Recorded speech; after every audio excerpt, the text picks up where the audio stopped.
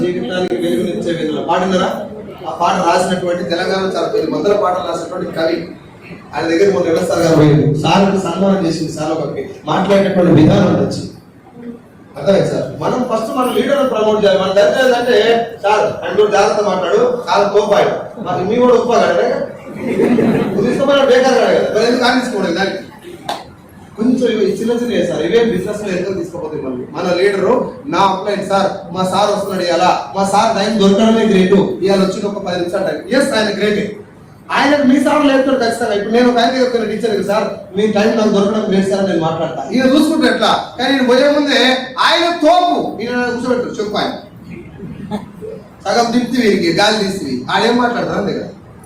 నీ బిజినెస్ నువ్వు ఎట్లా ట్రీట్ చేస్తున్నావు అడగడానికి కూడా కారణం అదే. నీ బిజినెస్ నీ మైండ్ లో ఎలా ఉన్నది sir, it's a powerful business, ఇది లైఫ్ చేంజ్ చేసింది అని నువ్వు అనుకుంటే సార్ 1,72,00,000 నెలకు తీసుకునేటటువంటి ఒక బిజినెస్ ను ఇగో నా ఫ్రెండ్ నీకు చెప్పడానికి వస్తుండు, జర్ర ఒక 10 నిమిషాలు టైం ఇచ్చి వినండి సార్ అని నువ్వు చెప్పిన అనుకో, ఎంత పెద్ద తోపు అయినా జర్రంత బెండ్ అయి వినడానికి ప్రయత్నం చేస్తున్నాడు. ఆయన బెండ్ అయితే లోపలికి పోతుంది. Yes or no? ఆయన బెండ్ కాకపోతే నువ్వు మొత్తం భగవద్గీత ఖురాన్ బైబిల్ మొత్తం బోధించిన పైకి వెళ్ళి బైపాస్ అయిపోతుంది. అర్థమైందా సార్? సో ఎవరి దగ్గరికి ముందు మన బిజినెస్ ను కొంచెం మీరు అర్థం చేసుకోండి, ప్రజెంట్ చేసి మీకు ఈ బిజినెస్ ఎందుకో చెప్పండి.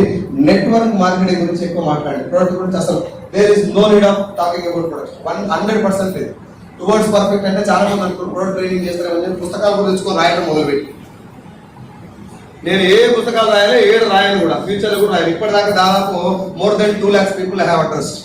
2 లక్షల మందికి పైగా నేను మాట్లాడినా మొత్తం ఏపీ తెలంగాణ అంతా కలిపి. ఈ 2 లక్షల మందిలో ఒక్కరినంటే ఒక్కరిని కూడా మీరు ఎస్టీలో జాయిన్ అవ్వండి అని అడగలేదు సార్, అడగను కూడా. కానీ నా టీం ఇప్పుడు 90,000 మంది ఉన్నారు. ఎంతమంది? 90,000 మందిలో ఒక్కరంటే ఒక్కరు కూడా నేను జాయిన్ అవ్వాలి, ఏమని కూడా నేను జాయిన్ అవ్వాలి.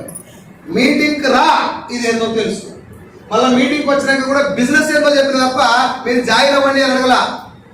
ఎందుకు అడగాలి సార్? మీరే ఒకసారి క్వశ్చన్ వేసుకుని నేను ఎందుకు అడగాలి మిమ్మల్ని జాయిన్ అవ్వని? మీ దగ్గర ఆకలి ఉంది, గెలవాలని తపన ఉంది, ఈ వెస్టీజ్ బాగుందని మీరు రియలైజ్ అయితే వస్తారా రారా? ఇప్పుడు మాట్లాడాల్సిన పాయింట్ ఏంటి? వెస్టీజ్ అంటే ఏందో భయం లేక జనాలు వస్తలేరు, భయం ఉండి జనాలు వస్తలేరా? దీని మీద క్లారిటీ లేక వస్తలేరా? డబ్బులు అవసరం లేక వస్తలేరా? క్లారిటీ లేక వస్తలేరు. కాబట్టి ఇప్పుడు మనం ఏం చేయాలి? పైసలు వస్తాయి రా అని పిలవాలా, జాయిన్ చేయాలా, ప్రొడక్ట్ అమ్మాలా, తీసుకొచ్చి మీటింగ్లో కూర్చోబెట్టాలా, ఇదేందో క్లారిటీ ఇవ్వాలి. కథం ఆ ఒక్కటే లైన్, ఆ ఒక్క లైన్ పట్టుకొని నేను బిజినెస్ చేస్తున్నా. ఒకటే సీక్రెట్, ఇంకేం లేదు. ఎందుకు వెస్టీజ్ చేయాలి, దీంట్లో ఏముంది, జెన్యూన్ ఫేక్ అని తలకాయ డౌట్ ఉన్నాయి కదా, అవి పోగొట్టే పని కాదు. ఇది 100% జెన్యూన్ అని మైండ్ ఒప్పుకున్నాక నేను రమ్మని అడగాల్సిన అవసరం ఎందుకు చెప్పండి? ఎస్ఆర్లో జాబులు పడితే ఉరుకుతురు సార్, జాబులు ఏమని చెప్పేసి నేను ఇదే జాబ్ చేస్తా అని చెప్పి ఏమంటారు బతలాడుకొస్తున్నా సార్. గవర్నమెంట్ వల్ల కానిస్టేబుల్ జాబ్ చేయాలి గుర్తుకొస్తారా? పడితే ఉరుకుతురు ఎందుకు?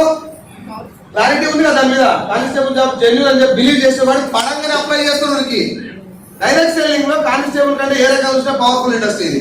ఎస్ఆర్లో SICI DGP లేనటువంటి శాలరీ ఉంది, అవునా కదా?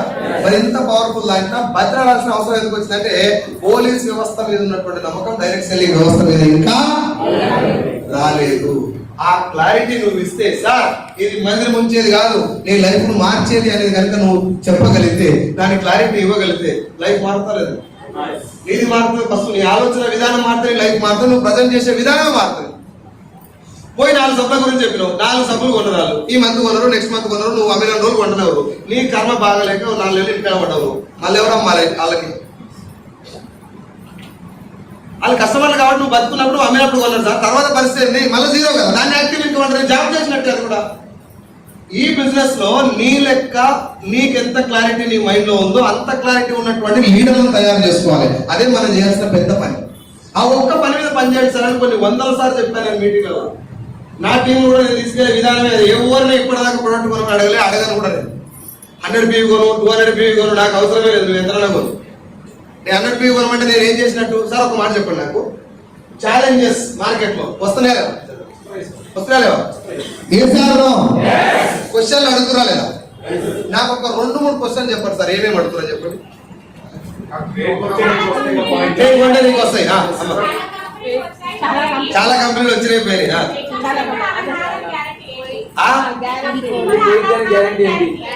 ఆధార్ కార్డు ఏదో ఆధార్ కార్డు కంపెనీ ఉండదని గ్యారెంటీ ఉందా?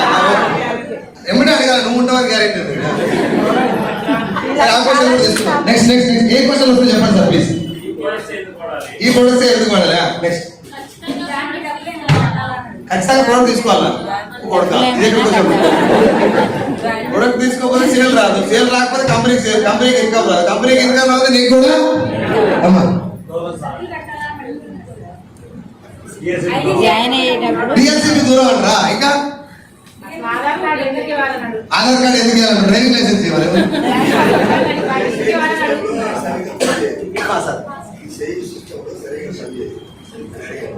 చైన్ సిస్టమ్ లో ఇది కూడా చైన్ సిస్టమ్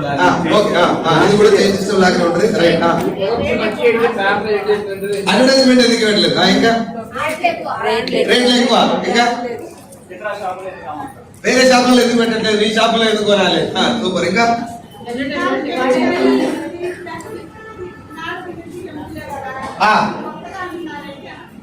ఇప్పటిదాకా నేను మంచిగా లేకుండా కల్తీ అంటారు కదా, ఇవి మాత్రం మంచిగా నమ్ముకోలేదా?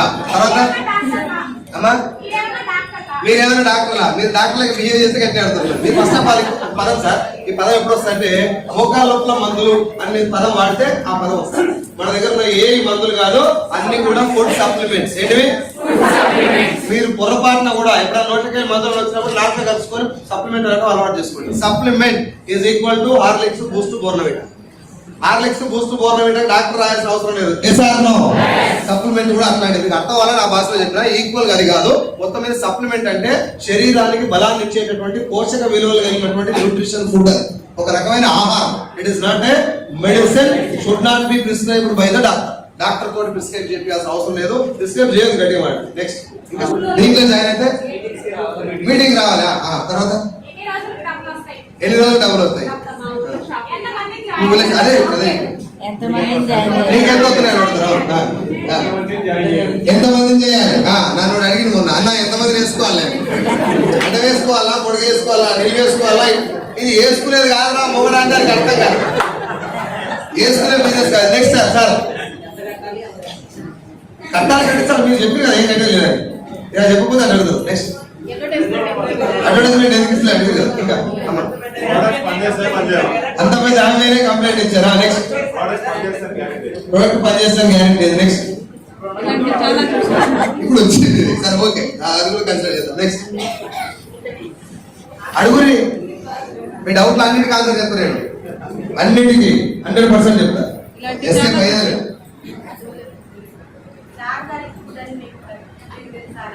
ఆర్గానిక్ ఫుడ్ అని మిమ్మల్ని మీకెవరు చెప్పారు? ఫస్ట్ ఇంకో పదం కూడా చెప్తున్నారు సార్, ఆర్గానిక్ అనే పదం వాడద్దు. ఎక్కడా కూడా గౌతమ్ బాలి సార్ వాడలేదు, నేను వాడమని చెప్పలేదు, మీరు కూడా ఎక్కడ పోయి వాడద్దు. ఆర్గానిక్ అనేటటువంటి పదం వాడాలి అంటే ఆర్గానిక్ అంటే మీనింగ్ ఏందో మనకు తెలియాలి ఫస్ట్.